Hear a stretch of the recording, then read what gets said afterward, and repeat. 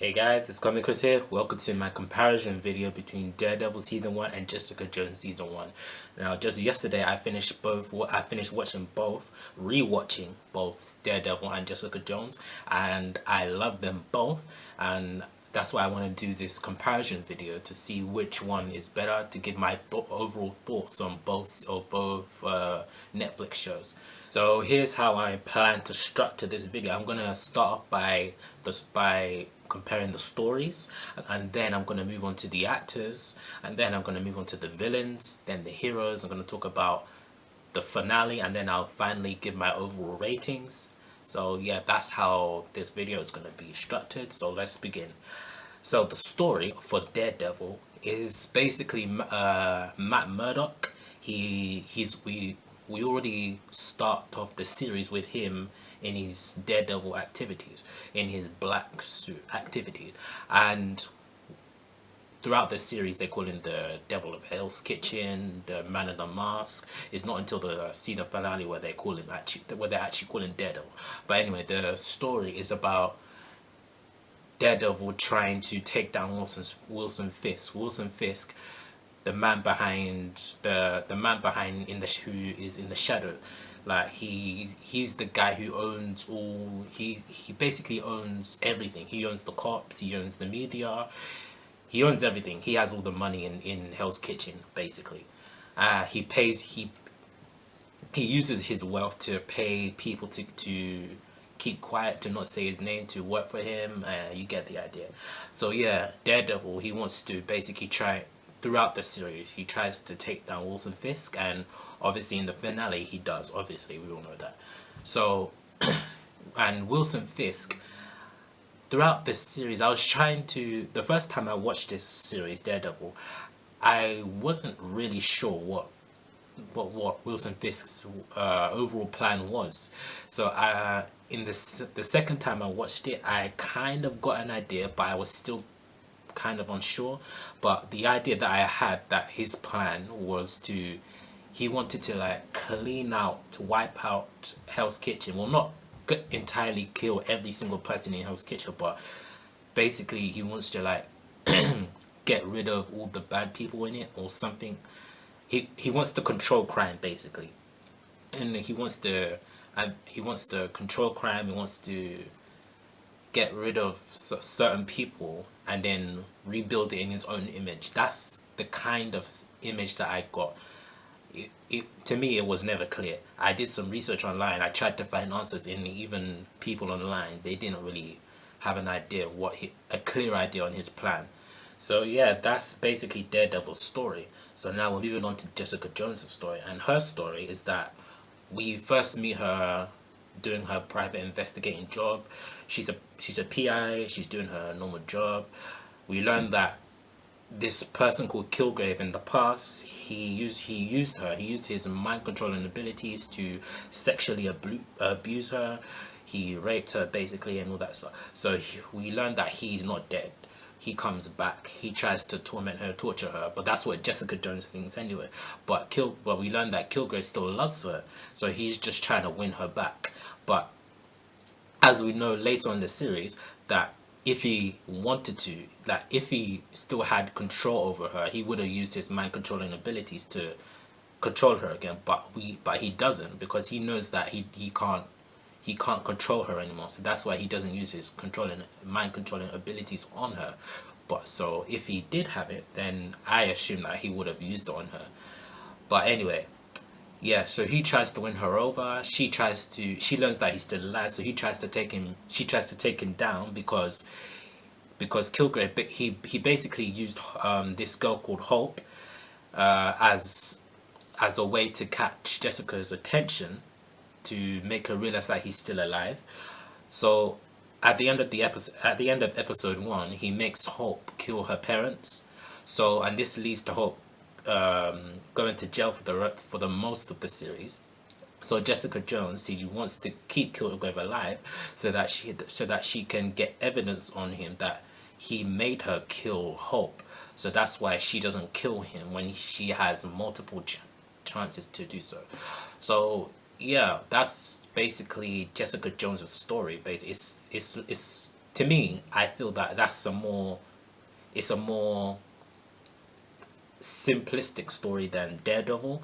Obviously, there's still more to it, but I'm not gonna go deep into all the other side plots because of all the other things that we need to cover in this video.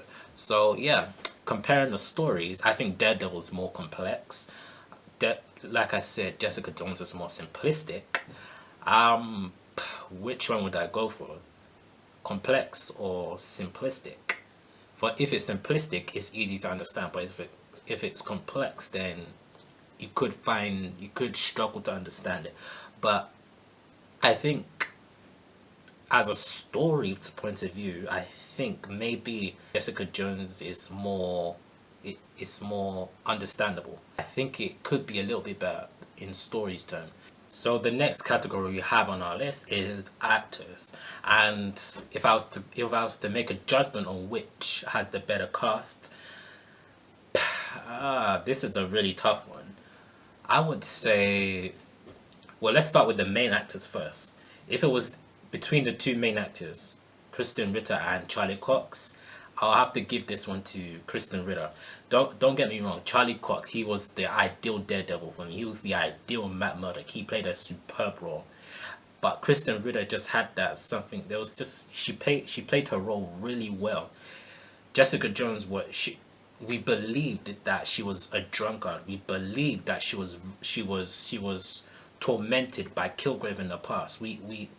And we sympathize with her, but at the same time, we're supposed to.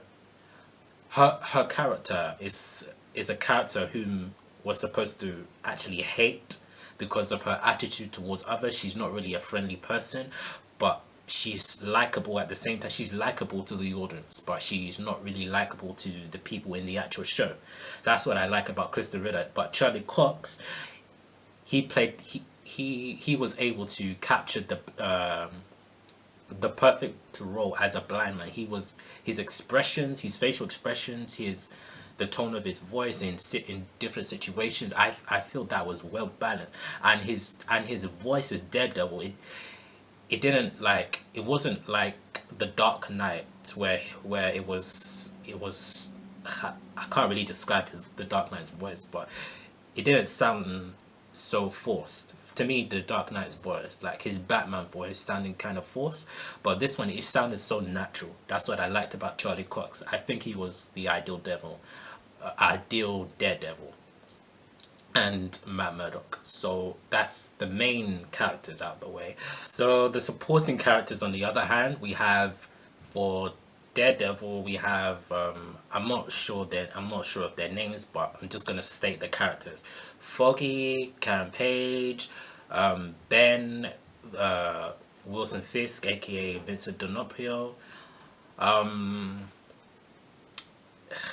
What other character? I think that's the main Wesley as well. Wesley. Those are the main characters, the main cast of the season one. And for Jessica Jones, we had Patsy, aka Trish. We had Simpson. We had David Tennant playing Kilgrave. We had Malcolm, and we had I can't remember her name again. The one with the black hair. I can't remember her name again. The one with the black hair, but you guys know who I'm talking about. So yeah, I would say that if I was to compare the two casts, I like them both, but I'll maybe give this one to maybe Daredevil, because Kilgrave, David Tennant, easily one of my favorite villains, as well as Kingpin, Wilson Fisk. But I think, well, we'll get to the villains in the next category, but let's just focus on the cast, rest of the cast for now.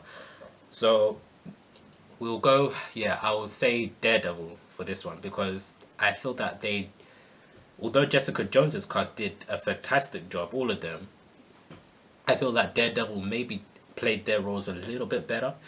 Foggy, I think the actor who played Foggy was a little off. I think he was the weakest actor in the whole of Daredevil and Jessica Jones. But apart from Foggy, I'll just say the other actors were pretty good at their role. I'm not saying that the actor who played Foggy was terrible. I'm just saying he wasn't the best at his role. So yeah, I think Daredevil wins the actors category. So move on to the villains category between David Tennant, who plays Kilgrave, and Wilson Fisk, played by Vincent D'Onofrio. These two villains are, besides Loki, the best villains in the MCU. Besides Loki, so they beat Ultron, they beat Yellow Jacket, they beat Abomination, they beat all of the MCU villains but Loki. I think Tom Hiddleston is still the best villain in the MCU, but yeah, Kilgrave, his powers are so. What I, the thing that bugged me about Kilgrave is that he uses his powers on so little thing. He doesn't realize his potential. If he wanted to, he could become the president of the United States. That's what really bugged me about Kilgrave. He doesn't use his powers to his full potential. If he wanted to, he could take over the world in an instant. Something that Kingpin, Wilson Fisk, wants to do, Kilgrave can do with a few words. That's why I really love Kilgrave, because of his powers.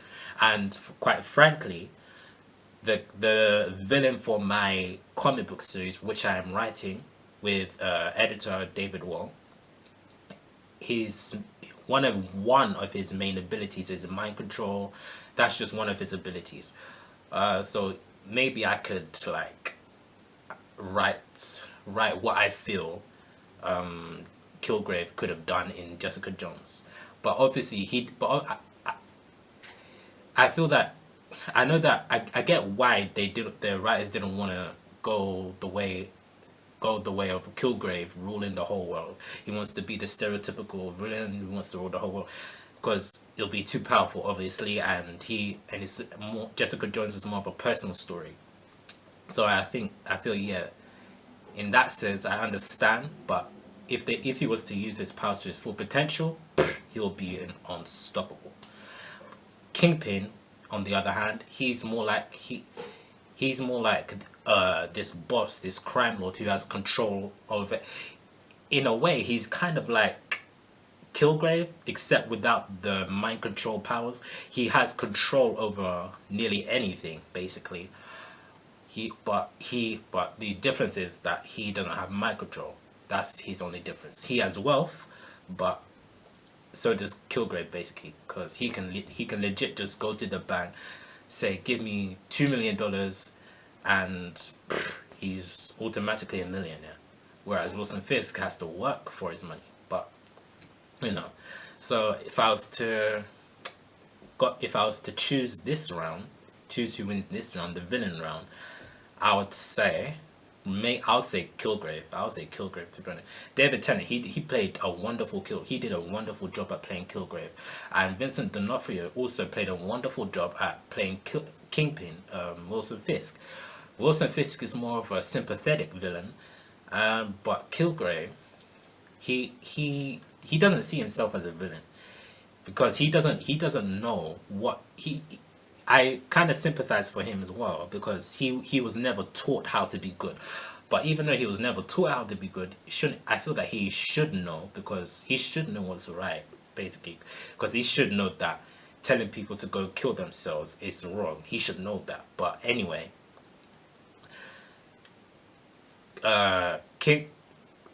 we see in the flashbacks in Daredevil how Wilson Fisk came to be the person who he is today. That his father basically made him into the man he is today, and I get that. But Kilgrave, like, he was tormented as a child, but he was able to control his parents throughout his childhood. From what we heard from the parents' point of view, that's what they said anyway. He controlled them for years, but he said that they left him. So I'm not really sure at what age they left him, because they said that he was their slave they were his slave for years. So I'm not really sure at what age, but anyway, yeah. So as I said, Kilgrave beats Kingpin by a slight margin, and the next category is obviously the heroes, Daredevil and Jessica Jones. As a hero, Daredevil straight up. That's not even a question as a hero, because Jessica Jones, she doesn't even want to be a hero. She tried it, but she failed. So that's not, as a hero, yeah, Daredevil. But as their personas, Charlie Cox and Charlie Cox as Matt Murdock, Kristen Ritter as Jessica Jones. Like I said, in the actors category, Kristen Ritter wins that one. But as characters, not the actors, as characters, Matt Murdock, he obviously is conflicted. He's trying to figure out whether he should go over the edge by killing Kingpin, killing Wilson Fisk, or he should do the moral thing by taking him down through the law. So I feel that was a very good dynamic for Matt Murdock's character. I feel that was a very strong character arc. But Jessica Jones, not trying to be a hero, just Jessica Jones as a person. Like she's trying to get rid of all. She's trying to alienate herself from the world because she sees herself as a threat.